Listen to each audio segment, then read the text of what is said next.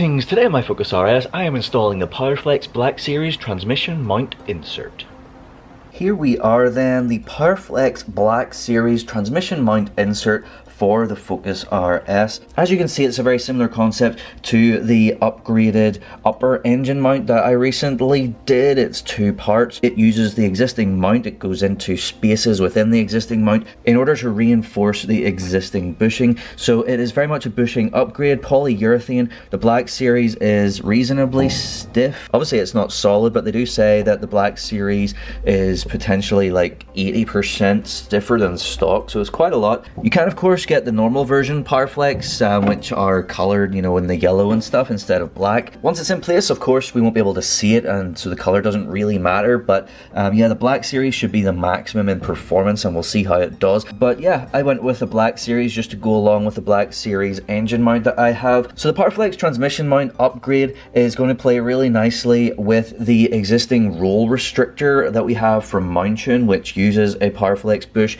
which is at the rear of the transmission. And this is sort of more the front upper part of the transmission, so it'll play nice, it'll just match in real well. And what Powerflex say very simply about the purpose of this kit is to further improve engine and transmission stability, to improve shift feel and performance. So I'm all for that. I love shift feel and performance. If you have been following my videos, you will know that I've done several transmission upgrades, all of which have been to improve the feel of the transmission, and all of them have been great and worked well together. So this is probably like the cherry on top, the last piece of the puzzle for the transmission feel upgrades, so that will be sweet. In terms of installation, it's going to be a little bit more involved. So this bit goes like underneath, and then we have this bit above, and then it's kind of like all sandwiched together and held together with a couple of little bolts. But in order to get to the actual mount, we need to remove the battery and everything. So it's a little bit more work than the previous mount, but I'm hopeful that once we do get the mount out, we should be able to get these inserts in nice and easy, and then get it all back together without too much hassle. So without further ado, let's get started. Alright, much like the engine mount upgrade that we did from Powerflex recently, I've got the car up on ramps and the under tray removed. And once again, like we did before, I'm using the jack with a random piece of wood just to support the underside of the transmission, as opposed to last time where we supported the underside of the engine, just to give it some support whilst we remove the mount and get it updated and put back in. But obviously we're not entirely jacking the car up using the underside of the transmission, that would be bad. Alright, under the bonnet then, the first thing that we need to do before we can actually get to our mount is to remove the intake. I have done this in a bunch of videos before, so I won't bother showing you. I'll just blast through and skip over and come back to you once it is done. And if you want to check some of my older videos for it, if you need to see how it's done. Okay, with the intake out then, we can see that it's underneath here, underneath the battery is where we're trying to get to. So of course the battery needs to come out. So first thing is we need to disconnect it and then get it all out. So we've got to remove this battery cover.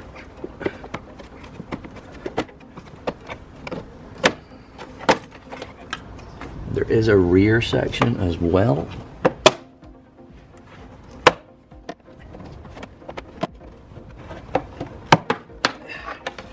Just clips up, but the rear bit's a little bit more difficult to get to. Okay, first part of removing the battery then, we want to disconnect the battery negative, which is this connection right in the back here. And in order to do that, we need a 10mm spanner.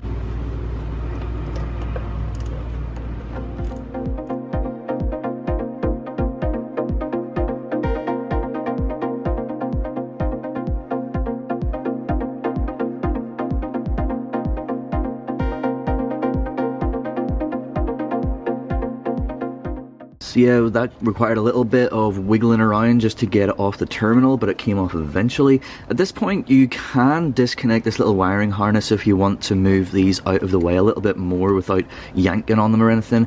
But really, it should be okay if we're just careful. Or you can even disconnect this here connection over here, which is the ground connection, and remove this cable entirely if you really want to, or you can just sort of leave it dangling here. Either way.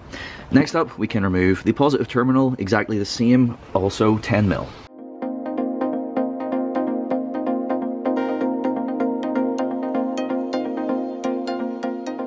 Now we can go for the battery tie down right here. The battery tie down is held down by two little 10mm nuts here, but they're kind of sunken in, so you will need to use a socket rather than a spanner.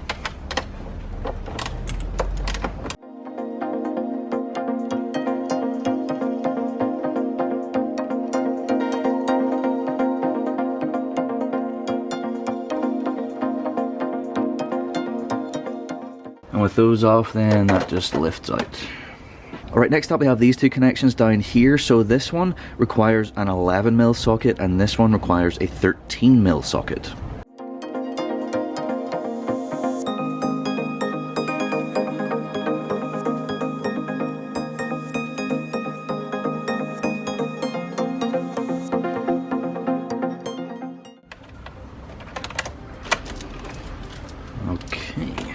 Alright, next we need to remove this panel here that has like this wire coming from the fuse box and what have you in, so that we can then get access to the battery to take it out this way. It's kind of just part of like the battery tray, so just where you can see some exposed wires down here, if we push up you can see it kind of lifts up from the sides, and then while you're doing that you can like sort of pry the sides away.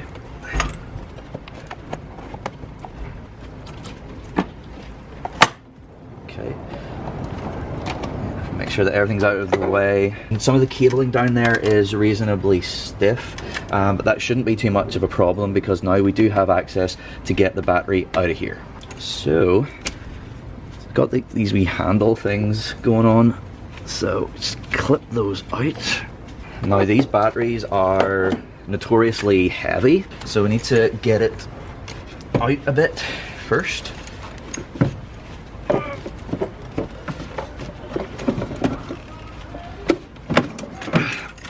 Bringing it up and out was the way to go, but yeah, that's the battery out. So then jumping back over here, we can see now that our battery tray has a few connections. So we have three, there's 1, 2, and then one sort of in this sort of hole. So we need to remove those next, and then we should be able to get this battery tray out. Okay, for these then, we are back to a 10mm socket. I'm using a deep socket just because we're kind of getting in a bit deep in here, especially in this one right here at the back. You'll probably need a deep socket. Quite a bit of travel on them, so I'm just going to switch over to the gun.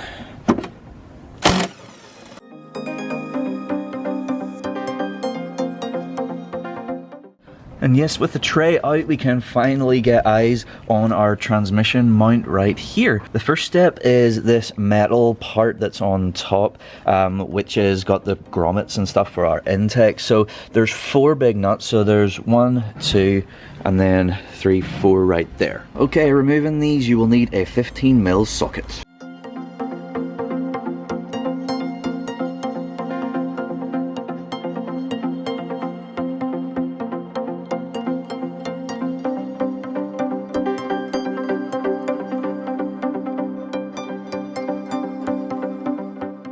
Now, one thing to be aware of, there's an electrical connection down here. So what you want to do is just slide it backwards. And that comes out. There's also then this other little plastic bit behind. You should be able to ping that off with a pry bar. Oh, there we go. So now that should be all of the connections, and this plate, yep, just lifts right out. Looking down at our newly exposed mount, you can see that big massive bolt in the middle. That is what we need to remove next, and for that you'll need an 18mm socket and a reasonable amount of force because it's in there pretty tight.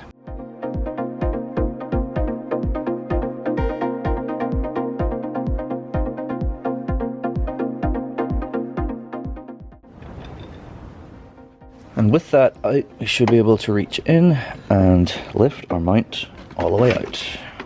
There we go. All right. Looking then at the stock mount, you can see that there's a couple of little bolts there which are holding this top plate on, and we do need to remove those in order to get the larger square part in. If we flip it around, you can see that underneath we've got some of the rubberiness. You can almost kind of see through the sides there, but you can see that it's essentially just a big void with some rubber, so that is going to be pretty soft from factory. So it's into this space that we put our smaller little rectangular piece, and that fits right in here. But first I will remove these 2 little bolts and get that top plate off. So these 2 little bolts, they require an 8mm socket.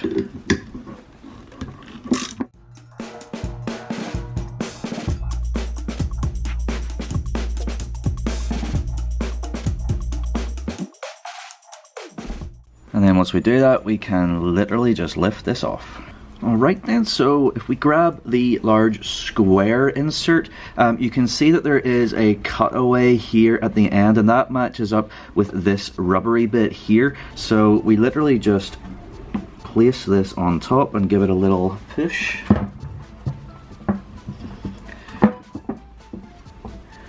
Very easy, doesn't require a lot of effort. Then we just set our plate back on top and then get our little bolts back in. You don't necessarily have to, but I always like to put a little bit of blue thread locker just on the threads, just to make sure that they don't come out under vibration. And I can grab that 8mm socket and tighten those up. Just make sure that everything is nicely aligned first.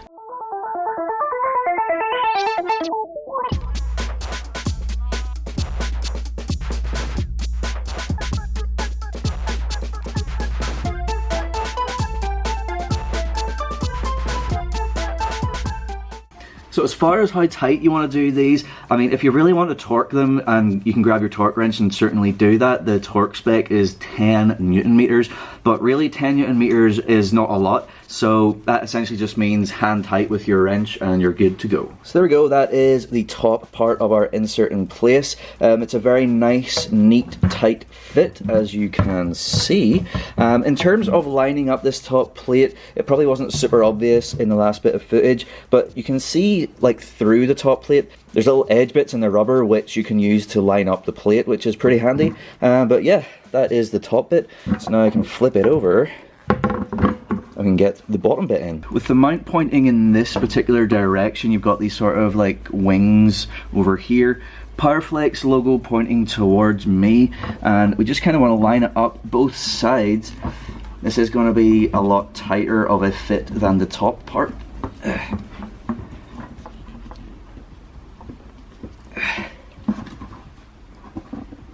Oh, there we go, so that's popped in a bit.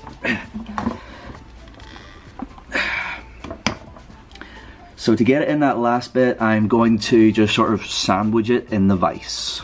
So this works well for this particular mount because we're working with flat surfaces, and with this side having this metal plate, it means we're not going to do any damage to anything. So just essentially tightening it up now that we have it started anyway, and just getting that all the way nicely pushed in. Then I can flip the mount around and do it again on the bottom, or the other side rather. Just makes it a bit easier for installation than trying to like just push with your hands. Okay, so that should be pretty much that in place. Hopefully you can see then just how everything matches up and fits in there. It is, as you saw, a very snug fit, but that's what you want. We are trying to reinforce our bushings, so yeah, this is now ready to go back into the car. Right, back in the car then, I have set the mount in place. So this might seem reasonably simple, but you need to make sure of one thing. The way that it's contoured, once it's in the right position, the exact right position, it will sit flush with the blue bits down here. You see down in here, it'll be 100% flush. If it's not 100% flush on yours and it's sort of like wobbling, then it needs to be moved until it sort of falls into place, and then you know that you have got it right. So next thing, we can get our big mega bolt back into the middle here. So as before, I've got a little drop of my blue thread locker. So just get this started by hand first and get it a little bit tight.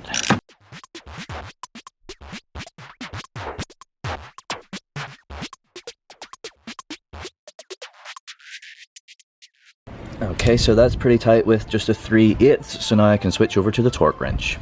Okay then, torque wrench still with 18mm, we are torquing to 130 Newton meters.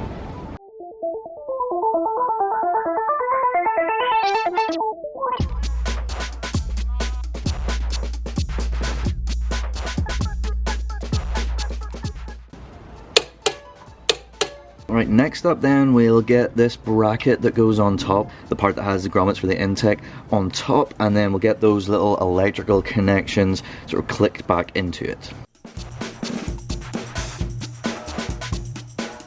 And of course, once again, blue thread locker on the threads.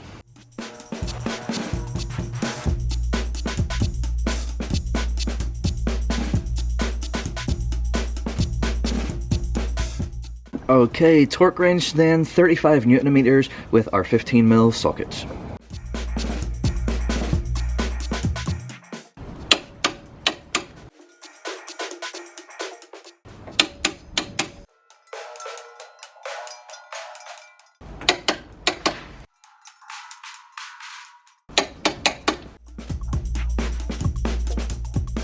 Okay, now we can slot our battery tray back in. You'll know it's in the right place whenever it lines up with all the holes. So yeah, now we'll just grab our 3 little bolts and tighten them down.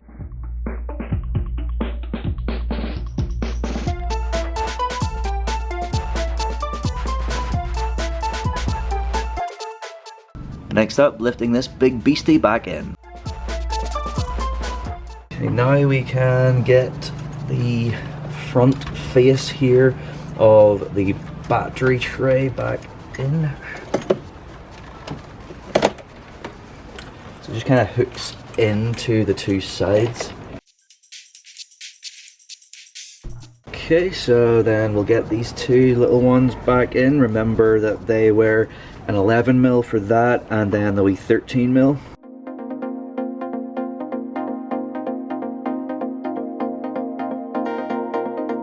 Alright, now we're ready to do the battery tie down.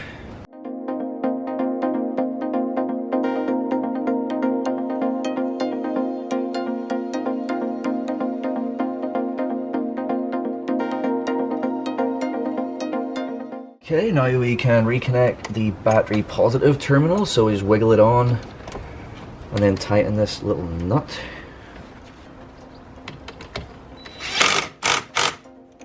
Now we can do the same for the battery negative, and remember to get our 2 cables into this like groove right here, because that will just keep them nice and tidy. And worry about that after we get it actually like installed.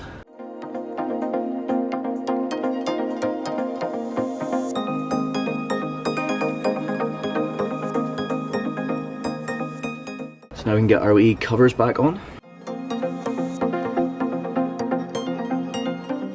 There we go then, that's the battery all back in place, and of course our new transmission mount insert also installed. So the only thing remaining is the intake, so much like before at the start, I will just blast through and get that done. So essentially we are installation complete. Well, there we go, that is the installation finished of the Powerflex Black Series transmission mount insert kit, and I gotta say, the installation was reasonably straightforward. Just a few extra steps to go through, having to remove the battery and the battery tray and all that in order to get at the stock mount. But all in all, not too difficult, fairly straightforward as I said, and yeah, all is good. It will be interesting to see how it performs out on the road, so of course I have to go out right now and try it out and see how it drives, and I will report back to you in the future. But that is it for now. I hope you enjoyed this installation video. Thank you so much for watching. Please do like, share and subscribe for more content to come very, very soon. Thank you once again. Goodbye.